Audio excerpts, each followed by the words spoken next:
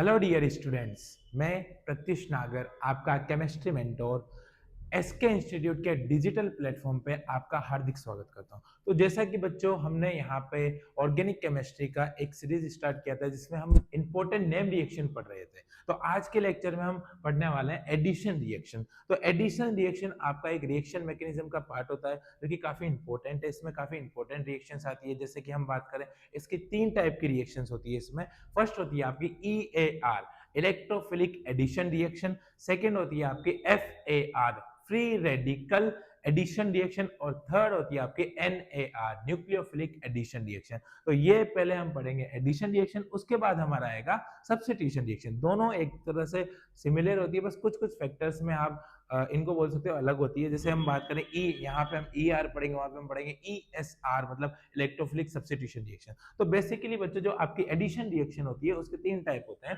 पहला होता है आपका इलेक्ट्रोफिलिक, फर्स्ट होता है आपका इलेक्ट्रोफिलिक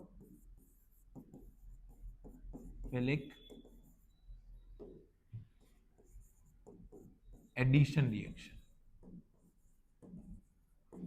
ठीक है बच्चों, जिसे हम शॉर्ट में EAR भी बोलते हैं। ठीक है ना। सेकंड होता है आपका free radical addition reaction,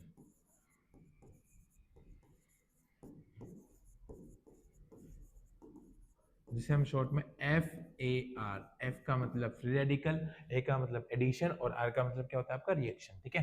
third होती है आपकी न्यूक्लियोफिलिक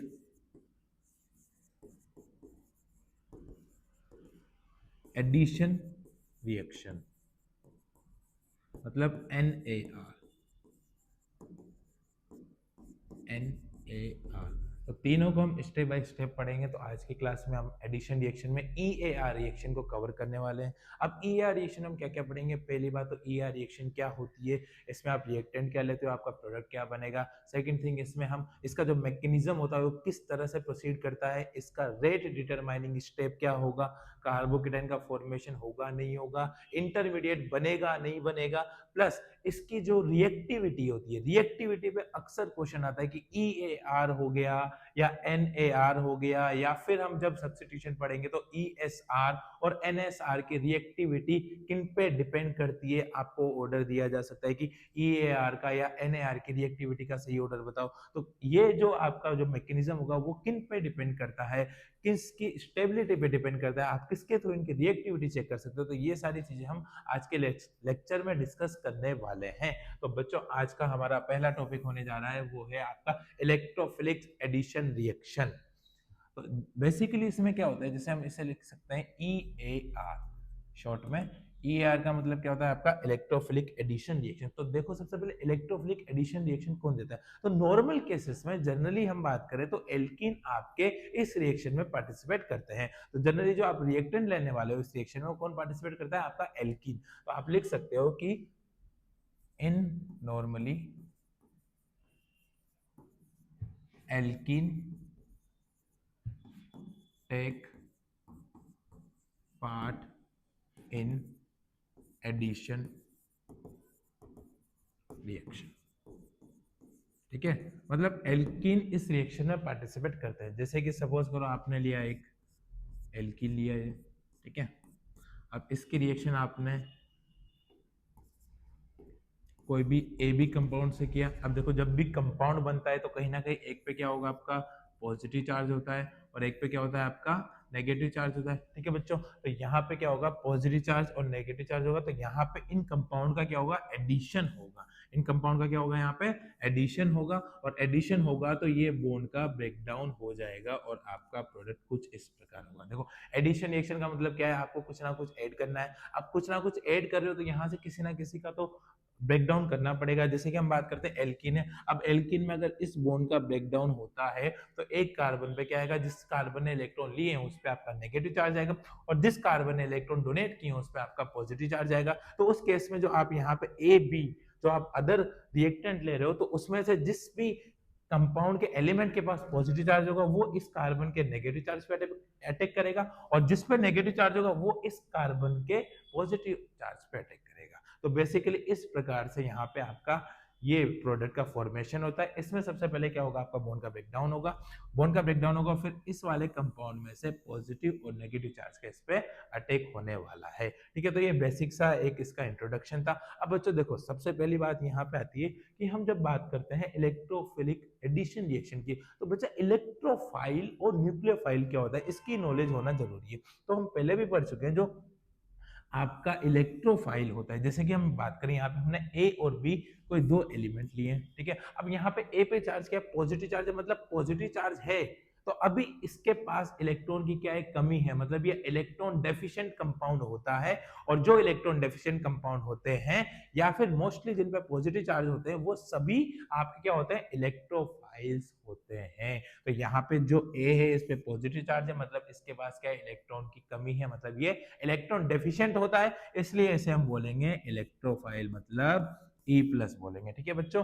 अब ये बी देखो, बी पे नेगेटिव चार्ज है, मतलब इसने इलेक्ट्रॉन को लिया है। अब जब इलेक्ट्रॉन को लिया है तो इसके पास इलेक्ट्रॉन का एक्सिस अमाउंट होगा, और जब इलेक्ट्रॉन का एक्सिस अमाउंट होगा तो इसे हम बोलेंगे न्यूक्लियोफाइल। क्या बोलेंगे बच्चों, न्यूक्लियोफाइल। इलेक्ट्रॉन डेफिशिएंट क्या होता है आपका, इलेक्ट्रोफाइल होता है, और इलेक्ट्रॉन रिच स्पीशीज क्या होती है आपकी, न्यूक्लियोफाइल होती है। Got it my point. देखो बच्चों, दोबारा से ध्यान से समझना, मोस्टली जिन पे पॉजिटिव चार्ज होता है, मैं बोल रहा हूं मोस्टली, ऑलवेज नहीं होगा, मोस्टली जिन पे पॉजिटिव चार्ज होता है वो क्या होते हैं, आपके इलेक्ट्रोफाइल होते हैं। और मोस्टली जिन पे नेगेटिव चार्ज होता है, मतलब जो इलेक्ट्रॉन को एक्सेप्ट या इलेक्ट्रॉन को गेन करते हैं, उन्हें क्या बोला जाता है, न्यूक्लियोफाइल बोला जाता है। न्यूक्लियोफाइल आपके इलेक्ट्रॉन रिच स्पीशीज होती है, जबकि जो आपके इलेक्ट्रोफाइल होता है वो इलेक्ट्रॉन डेफिशिएंट होती है, मतलब इनके पास इलेक्ट्रॉन की कमी होती है। बहुत सारी न्यूट्रल स्पीशीज है जिनके पास इलेक्ट्रॉन की कमी होती है या डेफिशिएंट होते हैं, वो क्या होते हैं, आपके न्यूक्लियोफाइल होते हैं। Is it clear?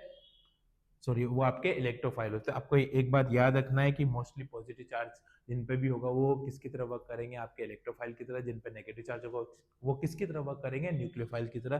ठीक है। और आप ऐसे भी समझ सकते हो, जो इलेक्ट्रॉन डेफिशिएंट है वो आपका इलेक्ट्रोफाइल, जो इलेक्ट्रॉन रिच स्पीशीज है वो आपका क्या होगा, न्यूक्लियोफाइल होगा। ठीक है बच्चों। चलो अब इसका हम एक मैकेनिज्म देखते हैं कि किस तरह से रिएक्शन प्रोसीड होती है। सपोज अगर आपने एक रिएक्शन लिया CH3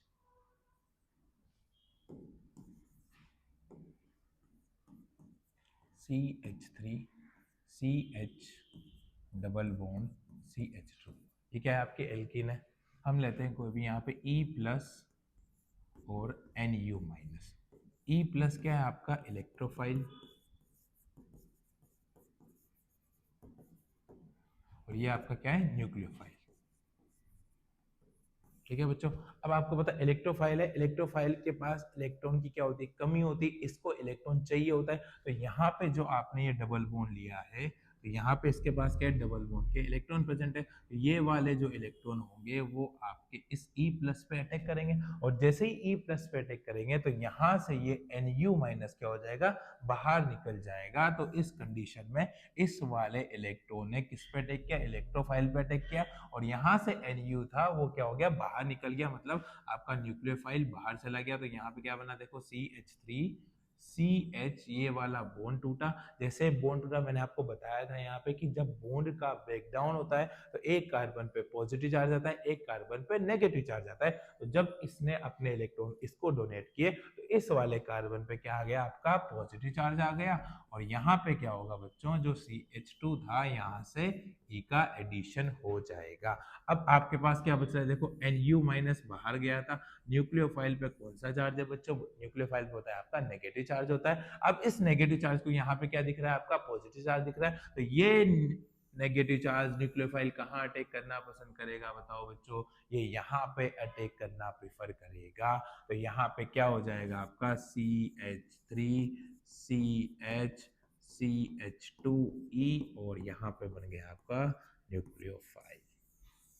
ठीक है बच्चों, क्लियर? तो आई होप आपको ये मैकेनिज्म क्लियर होगा, ज्यादा कुछ है नहीं इसमें। देखिए ये आपकी एल्कीन है, यहाँ पे E प्लस है और NU माइनस है। E प्लस का मतलब क्या होता है, आपका इलेक्ट्रोफाइल होता है, और NU माइनस का मतलब क्या होता है, आपका न्यूक्लियोफाइल होता है। अब इलेक्ट्रोफाइल के पास हमें पता है इलेक्ट्रॉन की कमी होती है, मतलब इलेक्ट्रॉन डेफिशिएंट होता है। तो इसके इलेक्ट्रॉन कहाँ पे अटैक करेंगे, आपके E प्लस पे अटैक करेंगे। जैसे ही E प्लस पे अटैक करेंगे तो ये वाला जो न्यूक्लियोफाइल है ये कहाँ चला जाएगा, बाहर चला जाएगा। और जैसे ही इस वाले इलेक्ट्रॉन्स ने यहाँ पे अटैक किया तो इस वाले कार्बन पे क्या आ जाएगा, आपका पॉजिटिव चार्ज आ जाएगा। जैसे ही पॉजिटिव चार्ज आया तो इस न्यूक्लियोफाइल को जो आपने बाहर निकाला था, न्यूक्लियोफाइल को जो माइनस चार्ज है इसको क्या दिख रहा है, इसका पॉजिटिव चार्ज दिख रहा है। और जैसे पॉजिटिव चार्ज दिखेगा तो न्यूक्लियोफाइल तुरंत यहाँ पे अटैक करना प्रेफर करेगा और ये आपका प्रोडक्ट बन जाएगा। तो आई होप आपको ये मैकेनिज्म क्लियर होगा, काफी आसान है, ऐसा कुछ इसमें है नहीं। इलेक्ट्रोफाइल और न्यूक्लियोफाइल का आपको अटैक करवाना है। मोस्टली एडिशन जो प्रोडक्ट बनते हैं उनमें आपका एल्कीन का फॉर्मेशन होता है। जैसे कि आप अगर आप एल्केन का फॉर्मेशन है, जैसे कि आपने एल्कीन लिया, अब एल्कीन से देखो यहाँ पे क्या बन रहा है, आपका एल्केन बन रहा है। अगर आप एल्काइन लेते हो तो वहां पे भी आपकी या तो एल्कीन या फिर एल्केन का फॉर्मेशन होता है। तो यहाँ पे हमने एल्कीन लिया था, एल्कीन से किसका फॉर्मेशन हो रहा है बच्चों, यहाँ पे एल्केन का फॉर्मेशन हो रहा है। ठीक है, अब इसके हम कुछ और एग्जाम्पल देखते हैं। जैसे कि फर्स्ट अगर हम बात करें एडिशन ऑफ हेलोजन, किसकी बात करें हम, एडिशन ऑफ हेलोजन, ठीक है ना। अब हेलोजन आपको पता है क्या होता है, इसको हम X2 भी लिख सकते हैं। X2 जैसे आपने Cl2 का एडिशन किया, Br2 का एडिशन किया या फिर I2 का एडिशन किया। ठीक है बच्चों, क्लियर। चलो अब अगर आप एक जनरली मैकेनिज्म लेते हो, जैसे कि आपने लिया CH3 CH double bond CH2, इसकी रिएक्शन आपने Br2 से करवाया, तो बच्चा याद रखना जब आप हेलोजन की रिएक्शन करवाते हो तो इस कंडीशन में आपको एंटी प्रोडक्ट मिलता है। कौन सा प्रोडक्ट मिलता है आपको, एंटी प्रोडक्ट का फॉर्मेशन होगा। तो यहाँ पे कैसे बनेगा, एंटी का मतलब क्या होता है, देखो बच्चों यहाँ पे कुछ इस प्रकार से आपका प्रोडक्ट बनने वाला है। ठीक है, मतलब एक बी आर नीचे एक बी आर ऊपर, तो इसे ही कहा जाता है एंटी प्रोडक्ट। कौन सा प्रोडक्ट बनता है बच्चा इसमें, इसमें बनता है आपका एंटी प्रोडक्ट का फॉर्मेशन होता है। अब कैसे बनता है इसका मैकेनिज्म थोड़ा ध्यान से देखिएगा, क्योंकि इसका जो इंटरमीडिएट बनने वाला है वो काफी इंपॉर्टेंट है। इसका जो मैकेनिज्म है कुछ इस प्रकार से होने जा रहा है, देखो CH3 CH double bond CH2, यहाँ पे आपके दो ब्रोमीन आयन Br और Br। ठीक है, अब देखो ये वाले जो पाई इलेक्ट्रॉन है वे इस Br पे अटैक करते हैं। जैसे कि यहाँ पे प्रोसीड हो रहा था कि पाई इलेक्ट्रॉन इलेक्ट्रोफाइल पे अटैक कर रहे थे, यहाँ पे क्या होगा कि जो आपके पाई इलेक्ट्रॉन है वो पाई इलेक्ट्रॉन कहाँ पे अटैक करेंगे, Br पे अटैक करेंगे। और जैसे ही Br पे अटैक करेंगे तो ये जो दूसरा Br है ये इसके इलेक्ट्रॉन को लेके बाहर निकल जाएगा। मतलब इस पे चार्ज कौन सा, जो Br बाहर निकल रहा है उस पे आपका चार्ज कौन सा होने जा रहा है, उस पे चार्ज होगा आपका Br माइनस। जैसे कि यहाँ पे जब इलेक्ट्रोफाइल पे अटैक हुआ था तो न्यूक्लियोफाइल बाहर निकला था अपने इलेक्ट्रॉन को लेके।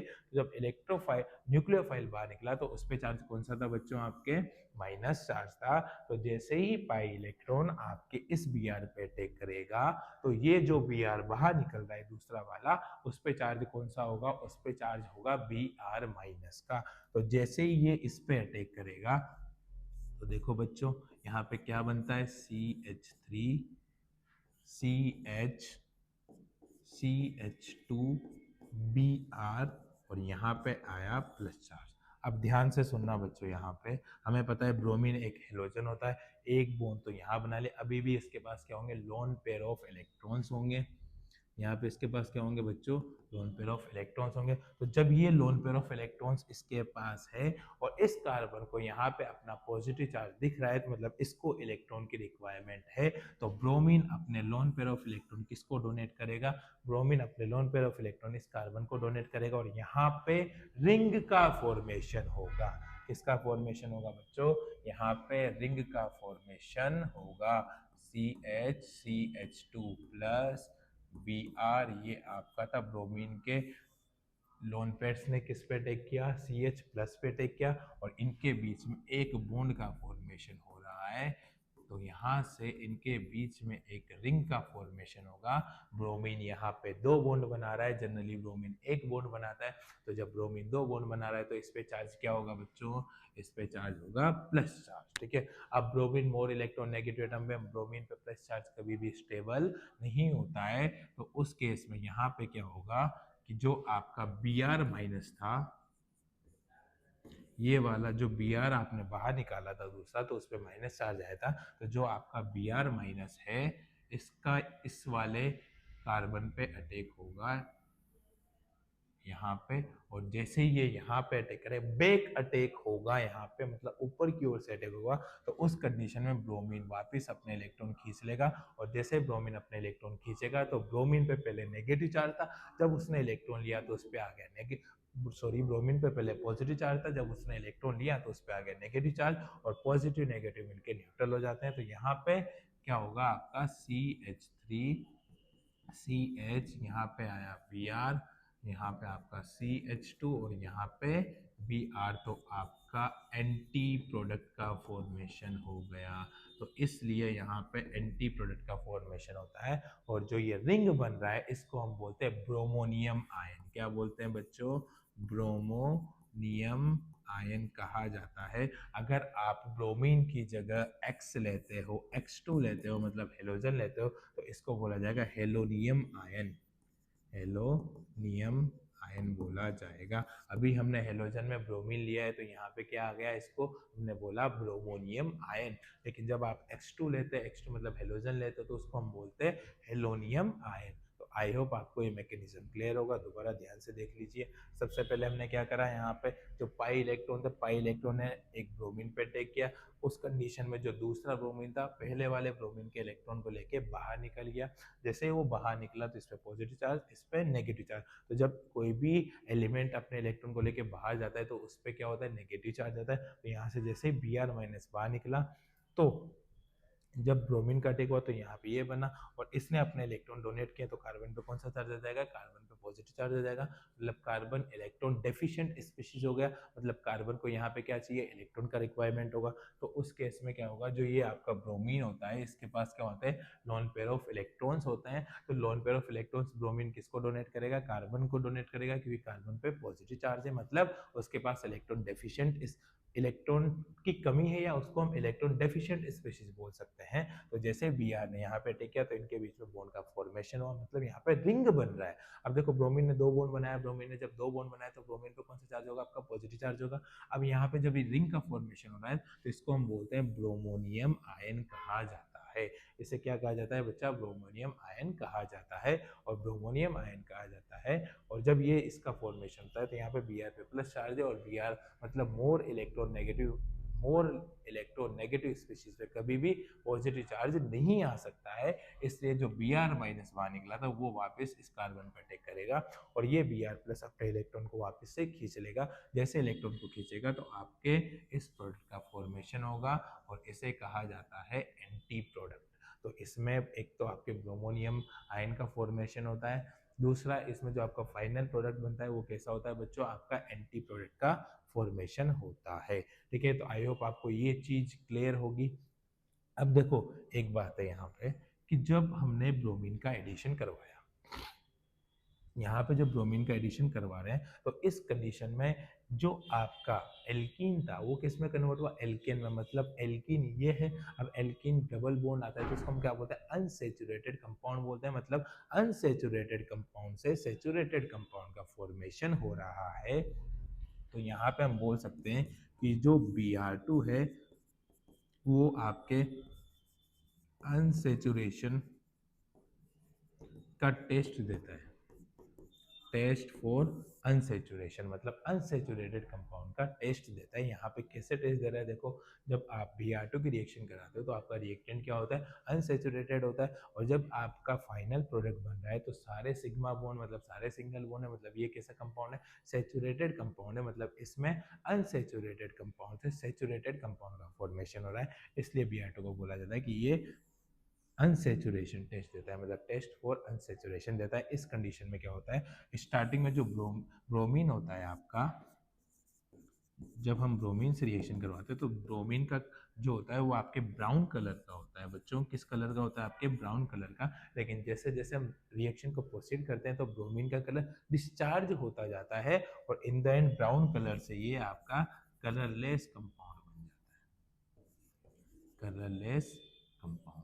तो पहले ब्रोमीन का कलर कौन सा था बच्चों? पहले ब्रोमीन का कलर था ब्राउन कलर, और जैसे जैसे रिएक्शन प्रोसीड हुई तो फाइनल प्रोडक्ट में आप देख रहे हो डाई ब्रोमीन आयन बन रहा है। जब डाई ब्रोमीन आयन बनता है तो वहां पे वो कंपाउंड कैसा होता है? आपका कलरलेस होता है। कौन सा टेस्ट देता है? अनसेचुरेशन का टेस्ट देता है। क्यों देता है? क्योंकि इसमें जब रिएक्टेंट होता है वो रिएक्टेंट आपका अनसेचुरेटेड होता है, और जैसे जैसे आप रिएक्शन प्रोसीड कराते हो तो जो आपको फाइनल प्रोडक्ट मिलता है वो क्या होता है? आपका एल्केन, मतलब अनसेचुरेटेड होता है, सॉरी सेचुरेटेड होता है। तो मतलब रिएक्टेंट अनसेचुरेटेड था, प्रोडक्ट सेचुरेटेड है, तो अनसेचुरेटेड से सेचुरेटेड कंपाउंड का फॉर्मेशन हो रहा है। सेकेंड थिंग, इसमें जो ब्रोमीन हमने यूज किया है वो स्टार्टिंग में ब्राउन कलर का होता है, लेकिन जैसे जैसे रिएक्शन प्रोसीड होती है तो फाइनल प्रोडक्ट में हमें देखो क्या मिल रहा है? आपका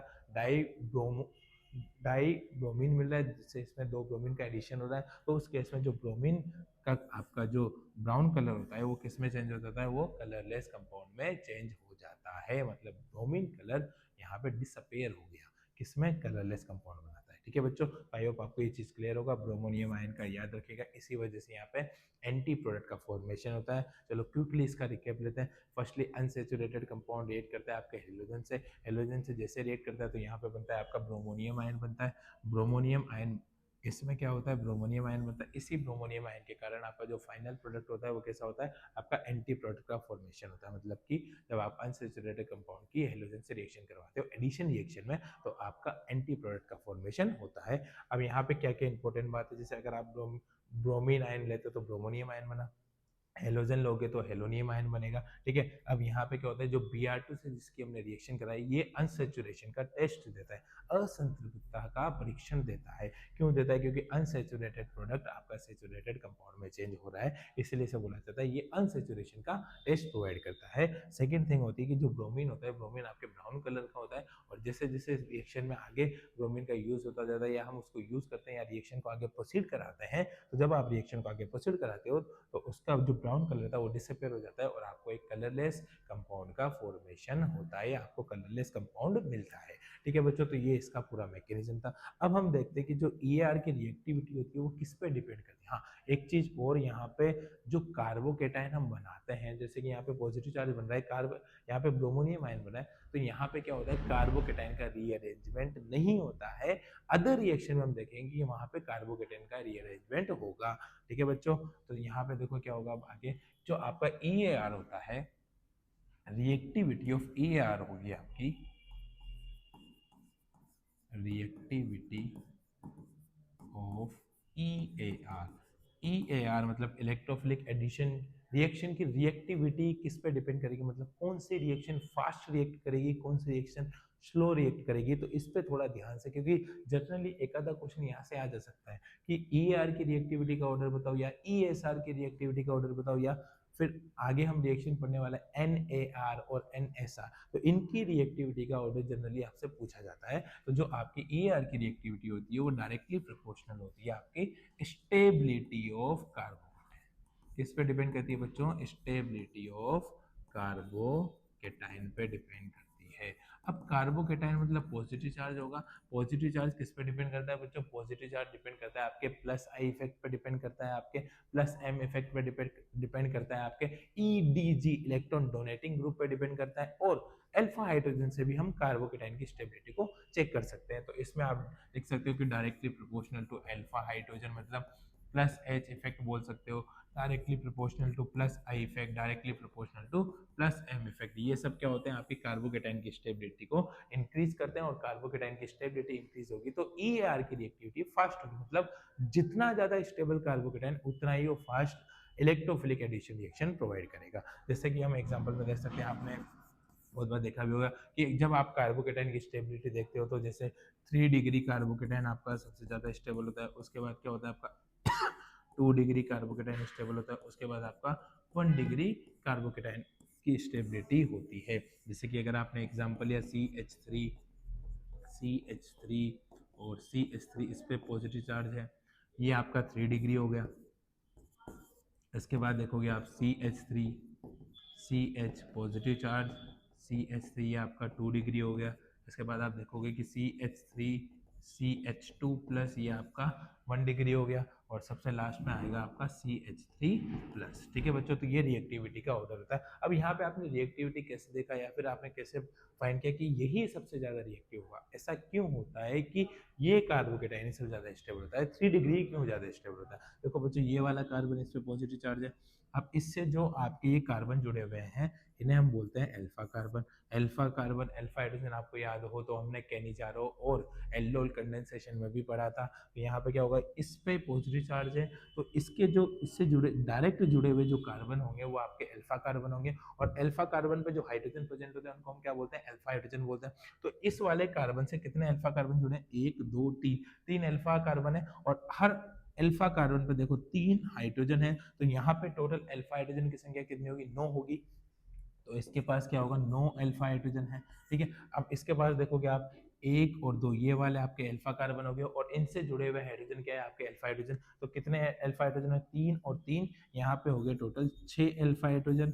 यहाँ पे कितने अल्फा हाइड्रोजन है? देखो ये आपका अल्फा कार्बन, तो इस पे जुड़े हुए हाइड्रोजन अल्फा हाइड्रोजन, तो यहाँ पे 3 अल्फा हाइड्रोजन, और यहाँ पे अल्फा हाइड्रोजन है ही नहीं, इसलिए सबसे लीस्ट स्टेबल होता है। मतलब यहाँ से एक कंसेप्ट और सीखा हमने कि अगर नंबर ऑफ अल्फा हाइड्रोजन ज़्यादा है तो कार्बोकेटाइन की स्टेबिलिटी ज़्यादा होगी, और अगर कार्बोकेटाइन की स्टेबिलिटी ज़्यादा होगी तो आपकी EAR की रिएक्टिविटी भी अच्छी होगी। ठीक है बच्चों, पहली चीज़ तो ये। दूसरा आप देख सकते हो कि जो आपके CH3 ग्रुप होते हैं, CH3 ग्रुप का लगता है आपके प्लस आई इफेक्ट। कौन सा इफेक्ट लगता है बच्चों? Plus I effect. हमने GOC में बहुत अच्छे से पढ़ा है कि जो जितने ज़्यादा CH3 ग्रुप होंगे उतना ही बेटर प्लस आई होगा। प्लस आई होगा मतलब किसकी स्टेबिलिटी ऑफ कार्बोकेटाइन बढ़ेगा, और स्टेबिलिटी ऑफ कार्बोकेटाइन बढ़ेगा तो आपकी EAR की रिएक्टिविटी भी बढ़ेगी। तो हम बोल सकते हैं कि अगर प्लस आई प्लस एम या प्लस एच को हम अल्फा हाइड्रोजन या फिर हाइपर कॉन्जुगेशन भी बोलते हैं, ये अगर होता है तो आपकी कार्बोकेटाइन की स्टेबिलिटी बढ़ती है, और कार्बोकेटाइन की स्टेबिलिटी बढ़ेगी तो आपकी ER की रिएक्टिविटी भी बढ़ती है। आई होप आपको ये चीज़ क्लियर होगा। ठीक है बच्चों, तो ये आपका ER से रिलेटेड था। आपको क्या क्या चीज़ें देखनी है इसमें ER में, दोबारा से देखते हैं एक बार।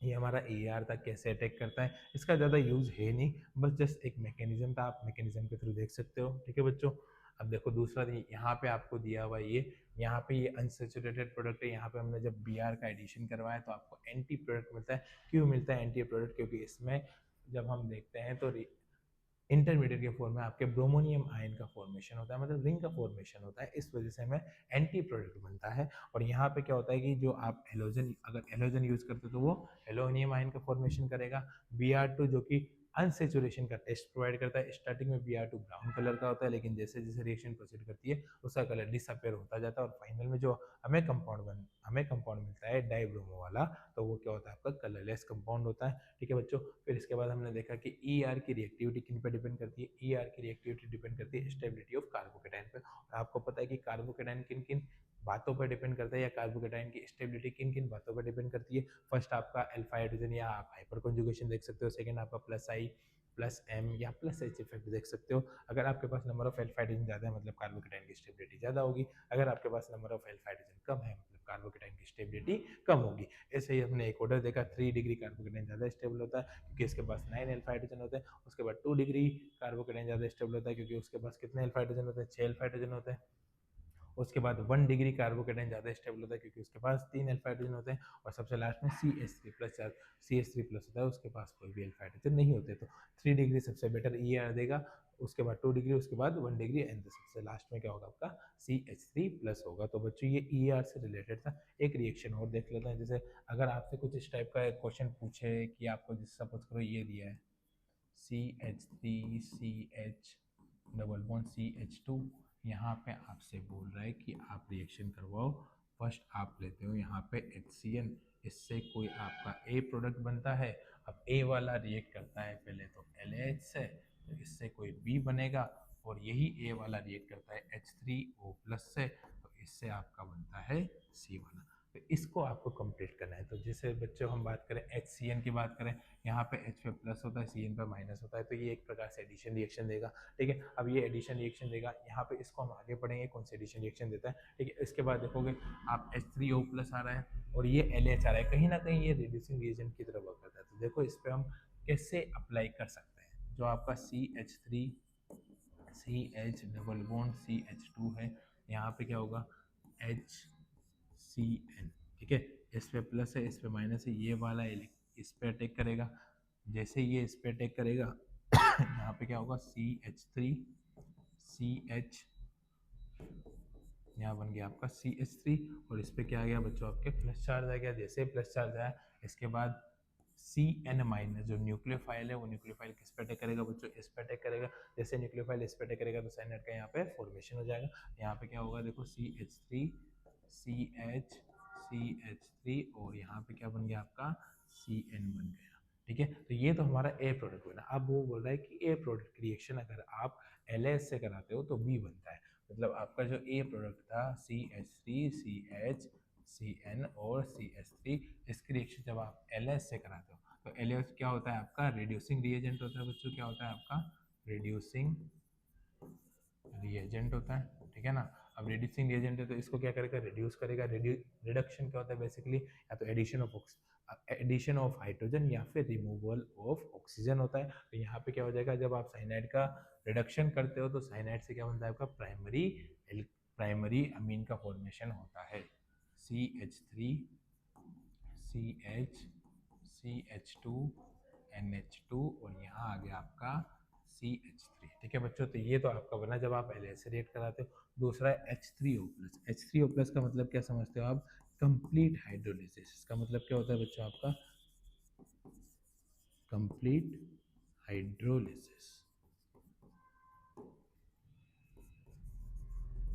कंप्लीट हाइड्रोलिसिस में साइनाइड का कंप्लीट हाइड्रोलिसिस करवाते हैं तो क्या बनता है, हमें पता है कि जब हम साइनाइड की रिएक्शन LS से कराते हैं तो हमें प्राइमरी अमीन मिलता है, लेकिन जब हम साइनाइड का कंप्लीट हाइड्रोलिसिस करवाते हैं तो हमें एसिड मिलता है बच्चों। क्या मिलता है हमें, एसिड मिलता है। एसिड मतलब COOH और CH3। तो इस रिएक्शन का जो आपका ए प्रोडक्ट होगा वो बनेगा आपके, यहाँ पे साइनाइड का एडिशन होगा। जब इसके रिएक्शन आप LS से कराते हो तो प्राइमरी अमीन बनेगा, और जब आप इसका कंप्लीट हाइड्रोलिसिस करते हो तो आपको एसिड मिलता है। तो ये था ईयर की बात। तो बच्चों इसी के साथ आज का लेक्चर हम ये समाप्त करते हैं। अगले लेक्चर में हम बात करेंगे कि फ्री रेडिकल मैकेनिज्म किस प्रकार से प्रोसीड होता है और आपका NAR मतलब न्यूक्लियोफिलिक एडिशन रिएक्शन किस प्रकार से होगा। तो अगले लेक्चर में हम बात करते हैं इन दो रिएक्शन की। तो आज बेसिकली हमने सिर्फ एडिशन रिएक्शन का इंट्रोडक्शन और ER के बारे में पढ़ा है, और नेक्स्ट लेक्चर में हम पढ़ेंगे फ्री रेडिकल एडिशन रिएक्शन और न्यूक्लियोफिलिक एडिशन रिएक्शन। तो थैंक यू बच्चों, आई होप आपको काफ़ी मजा आया होगा और काफ़ी कुछ सीखने को मिला होगा। Subscribe now and press the bell icon.